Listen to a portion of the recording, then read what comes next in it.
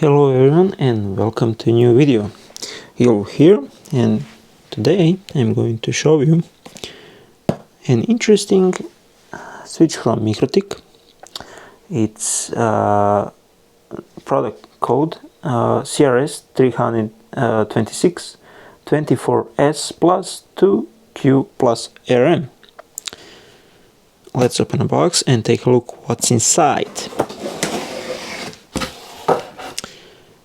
Inside, as always, we find the MikroTik manual that we always take out. We have two power cables, which also indicates the number of the power supplies that this device has. Under special compartment we find K10 screw set and also rack mount ears. So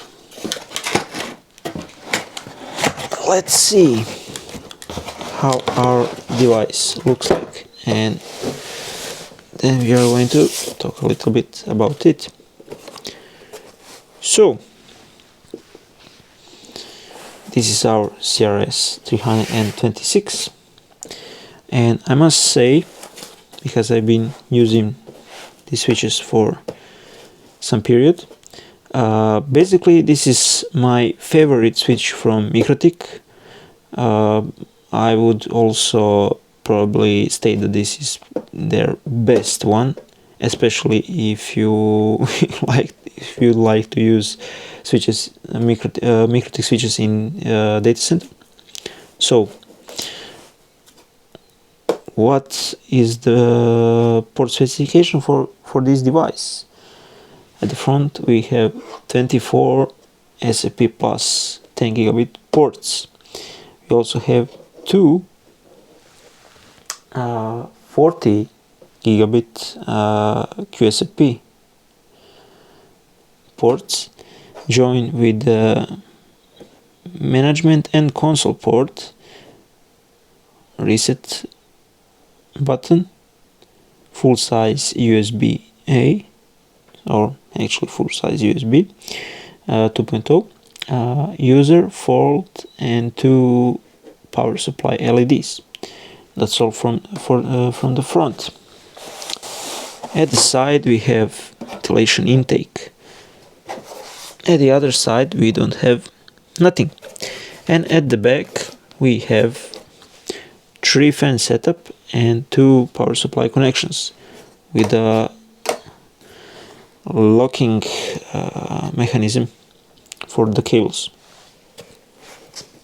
While this switch is small, it is quite something because it has a great price, and it also presented a nice feature, especially in the router OS version 7.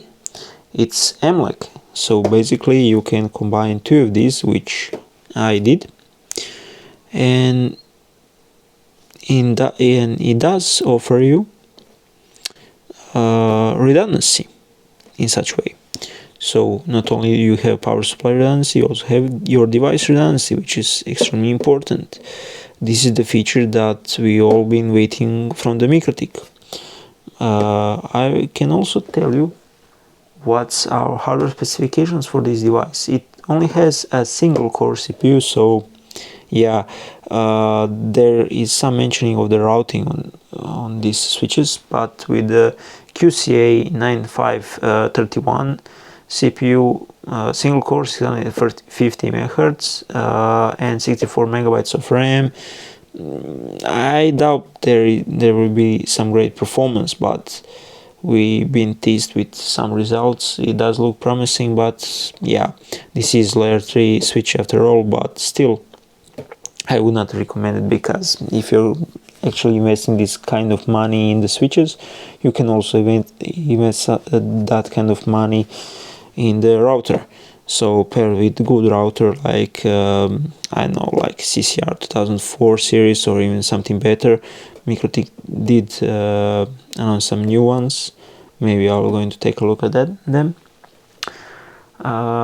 yeah, you have RouterOS license level 5, 16 megabytes of flash, and oh, I forgot to mention what are these device dimensions. Dimensions of this device are 443 millimeters of width, only 200 millimeters of depth, so yeah, quite small, and 44 millimeters of height, which is standard 1U. Yeah, operating temperature is from -20 to +60 degrees, and the maximum power consumption is 69 watts. So that's all from these device specifications, but as I said, quite an interesting solution when you put MLAG in the into production. So yeah, I would like to recommend it if you need such solution, but please take a note that RouterOS 7 is still, it's not final form. There is still a lot of polishing that needs to be done. While I was testing this MLAG feature, there was like literally 5 different versions, maybe even 6 versions of the RouterOS 7 released, which improved this MLAG feature. So there is more to come from the MikroTik. So that's all from this nice switch. If you enjoyed this video, like it, share it, subscribe, and I will see you in the next one. He will sign out.